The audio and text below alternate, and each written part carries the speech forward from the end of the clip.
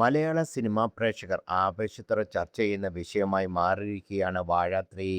ഒന്നാം ഭാഗത്തിനേക്കാൾ വലിയ വിജയമായി മാറിയ രണ്ടാം ഭാഗം ഇപ്പോൾ തിയേറ്ററിൽ ഹൗസ്ഫുള്ളായി മുന്നേറുമ്പോൾ മൂന്നാം ഭാഗം ഉണ്ടാകുമെന്ന് ചിത്രത്തിൻ്റെ രചയിതാവും സഹനിർമ്മാതാവുമായ വിപിൻ ദാസ് സൂചന നൽകിയത് സോഷ്യൽ മീഡിയയിൽ വലിയ ആവേശമാണ് ഉയർത്തിയിരിക്കുന്നത്.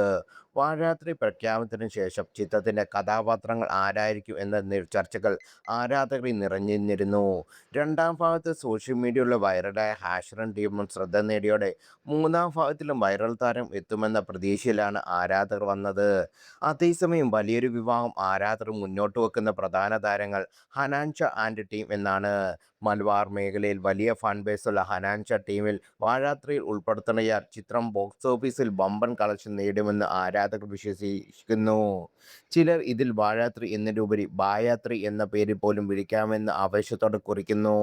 കൂടാതെ മലബാർ സ്റ്റൈലിലുള്ള അവരുടെ സംസാര രീതിയും നിറഞ്ഞ ആരാധകരുള്ള ഈ കാലത്ത് ചിത്രങ്ങൾ അതേ രീതിയിൽ ഉൾപ്പെടുത്തിയാൽ കൊള്ളാമെന്നും ആരാധകർ പങ്കുവച്ചു.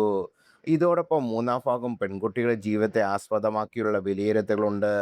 ആദ്യ ഭാഗം അച്ഛൻ അമ്മ ബന്ധവും രണ്ടാം ഭാഗം സഹോദര ബന്ധവും ശ്രദ്ധേയമായി അവതരിപ്പിച്ച സാഹചര്യത്തിൽ മൂന്നാം ഭാഗം ഗേൾസ് പെർസ്പെക്റ്റീവ് ആകുമെന്നാണ് പറയുന്നത്. ബയോപിക്സ് ഓഫ് ബില്യൻസ് ഓഫ് ഗേൾസ് എന്ന ആശയം ഇതിനോടൊപ്പം വരുന്നത്. അതേസമയം വാഴ 2-ലെ മികച്ച പ്രകടനം കൊണ്ട് കാഴ്ചവെച്ച ആമീർ ആൻഡ് ടീമും മൂന്നാം ഭാഗത്ത് ഉണ്ടാകുമെന്ന പ്രതീക്ഷയിലാണ്.